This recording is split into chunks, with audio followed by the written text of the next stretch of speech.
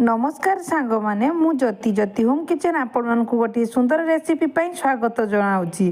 ताଳରେ आपण माने बहुत प्रकार पिठा करिथिबे। मु तो ताଳ काकरा देखिथिली। ताଳରେ केक स्टीम पिठा किंबा केक कहि परिबे ताहा देखि नथिली। मु आज करी कि आपण मानक पाखरे शेयर करूची। थोरे प्रस्तुत करंतु देखिबे छोट टु बड़ ताଳ जदि खाउ नथिबे समस्ते मागी मागी खाइबे। रेसिपी को प्रथम रु शेष पर्यंत देखंतु।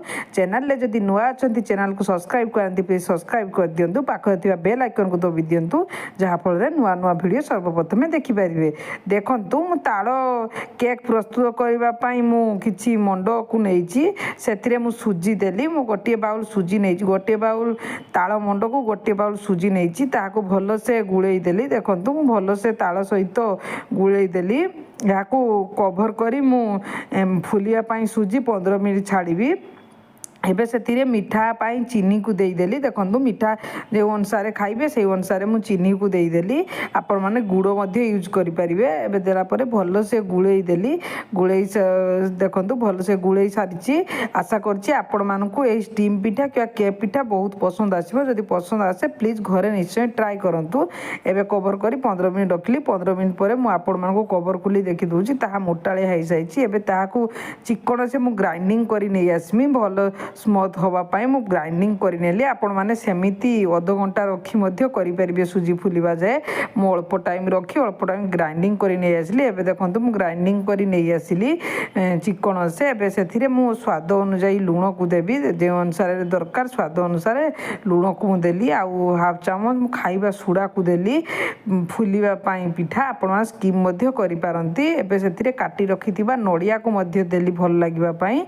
नडिया देला परे आपण कुरा नडिया भी दे पारंती। देला परे भलो से गोटे डायरेक्शन ले गोटे मिनिट एमती भलो से मु फेंटी देली। देखंतु मु फेंटी देली। एबे आपण माने स्टीम जे केटिन ले करिवे कि केक तयारी करिवे मु सेथिरे से सब को ढाली देली। देखंतु सब ढाल देला परे बबल्स न रहबा पाई मु टेप टिके करि देली। एबे ताहाकू स्टीम होबा पाई मु छाड़ीबी। देखंतु स्टीम करिया पाई मु आगरु पानी को गरम करि नेथिली। सेथिरे मु बाउलटी को देदेली। एबे स्टीम हवा पाई मु 20 रु 25 मिनिट छाड़ीबी।